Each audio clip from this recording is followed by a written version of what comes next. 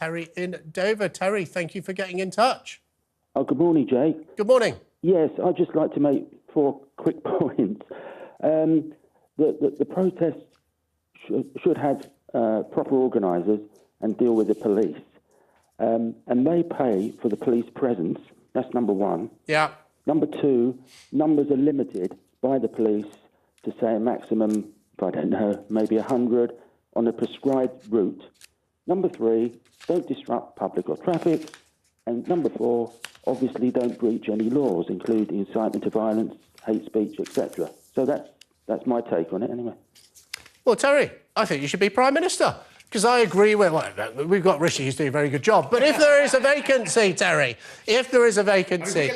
Because I completely agree with you. If you think about football clubs, they pay for the police presence at football clubs because people rightly say, why, as a taxpayer, should I shell out money for people who want to go and see the greatest football team in the world, Liverpool FC?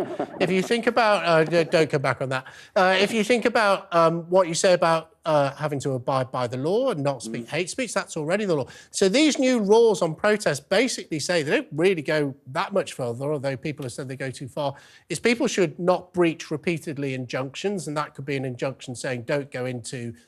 the centre of London, around the Cenotaph or something like that. And people who lock themselves to railings or glue themselves to the road commit an offence. But I think your approach of making the protesters pay for the police is absolutely spot on, Terry. Thank you. Thank you very much.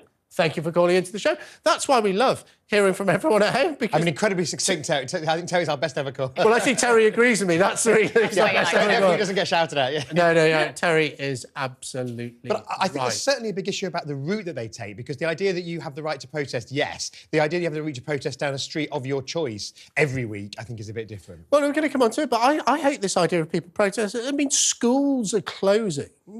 In Batley Grammar School, there's a primary school in Leytonstone in London, are closing because of protests outside the school. If you just want your kid to go to school, sure, you may be very concerned about Gaza or images of the Prophet Muhammad, which is the issue at Batley Grammar School, which people have very strong views about. But you don't expect your child's education to be disrupted because of it. Surely we should have an exclusion zone around schools. No, I don't. What's otherwise? Where can I protest? Oh, I'll just protest somewhere where no one knows I'm doing it. The whole point is they are supposed to be disruptive. They are supposed to get attention. They are supposed to cause inconvenience. Otherwise, what's the point of it being a protest?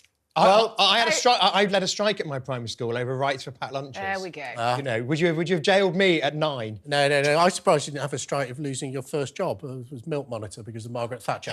Anyway, I'm not that old. Yeah, it's a good political joke, though.